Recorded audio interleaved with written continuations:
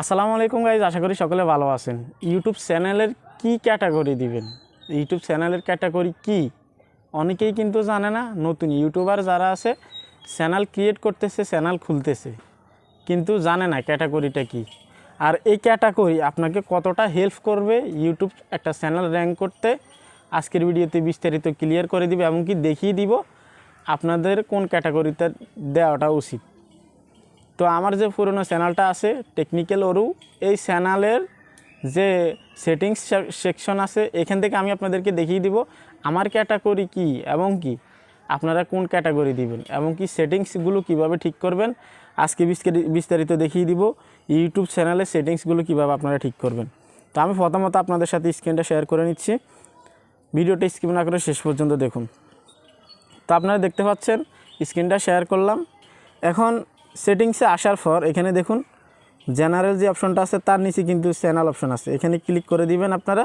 আমি ক্লিক করে দিলাম। ক্লিক করে দেওয়ার পর প্রথমে যে অপশনটা আছে বেসিকের এখানে কি আছে, এই যে কান্ট্রি, অর্থাৎ আপনি কোন দেশ থেকে বিলং করতেছেন সেটা, আপনি যে দেশ থেকে বিলং করেন এখানে সেই দেশটাকে সিলেক্ট করে দেবেন। আমি বাংলাদেশ থেকে বিলং করতেছি, সেক্ষেত্রে আমার এখানে বাংলাদেশটা আমি সিলেক্ট করে দিলাম। ওকে, তারপর এখানে দেখুন চয়েস দ্য কান্ট্রি, তারপর আছে কিওয়ার্ড অর্থাৎ কি আপনি কোন রিলেটেড ভিডিও তৈরি করেন, কোন বিষয়বস্তুর উপর আপনি ভিডিও তৈরি করেন, সে রিলেটেড কিওয়ার্ড আপনাকে এখানে ব্যবহার করতে হবে। হতে পারে আপনি ব্লগ ভিডিও তৈরি করেন, হতে পারে আপনি টেক রিলেটেড ভিডিও তৈরি করেন, হতে পারে আপনি কুকিং রিলেটেড ভিডিও তৈরি করেন, তাতে কোনো সমস্যা না। আপনি যে কোনো ক্যাটাগরিতে ভিডিও তৈরি করবেন সেই ক্যাটাগরিতে আপনি এখানে কিওয়ার্ড রিসার্চ করে দিবেন। যদি আপনি সায়েন্স অ্যান্ড টেকনোলজির ক্যাটাগরিতে ভিডিও তৈরি করে থাকেন তাহলে আমার এখানে দেখুন আমি কিন্তু কিছু কিওয়ার্ড রিসার্চ অ্যাড করে রাখছি এখানে, আপনারা চাইলে এখান থেকে স্ক্রিনশট দিয়ে নিতে পারেন। এভাবে কিন্তু আপনারা কিওয়ার্ডগুলো অ্যাড করতে পারেন। তো এই বিষয়টা ক্লিয়ার করলাম। বাংলাদেশ সিলেক্ট করবেন, ইন্ডিয়া থেকে হলে আপনি ইন্ডিয়া সিলেক্ট করে দিবেন। আর কিওয়ার্ড রিসার্চের এই জায়গায় আপনি যে রিলেটেড ভিডিও তৈরি করেন সেই রিলেটেড কিওয়ার্ড ব্যবহার করবেন। আর এখানে আছে দেখুন অ্যাডভান্স সেটিংস, জাস্ট এখানে ক্লিক করে দিবেন। এখানে ক্লিক করে দেওয়ার পর এরকম একটা অপশন আসবে, স্ক্রল করে নিচে আসবেন। যেখানে আসার পর এখান থেকে আপনার অ্যাকাউন্ট রিমুভের একটা অপশন চলে আসবে। এখানে আপনার কোনো কাজ নেই। 3 নম্বরে যে কাজটা আছে দেখুন এখানে, এই যে এই জায়গায় ফিউচার এলিজিবিলিটি, এখানে ক্লিক করে দিবেন। আমি ক্লিক করে দিলাম। ক্লিক করার পর এই 3টা জিনিস আপনাকে ভেরিফাই অবশ্যই করতে হবে। প্রথমে যেটা আছে স্ট্যান্ড ফিউচার, এটাকে আপনি অ্যানাবেল করতে হবেই, ঠিক আছে। এখানে এটা যদি আপনি অ্যানাবেল করেন তাহলে অবশ্যই আপনি 15 মিনিটের উপরে ভিডিও তৈরি, অবশ্যই আপনি থাম্বনেল অ্যাড করতে পারবেন। নিচে যে অপশনটা আছে এটা যদি আপনি অ্যাড করেন তাহলে 15 মিনিটের বেশি ভিডিও তৈরি করতে পারবেন বা আপনার চ্যানেলে আপলোড করতে পারবেন।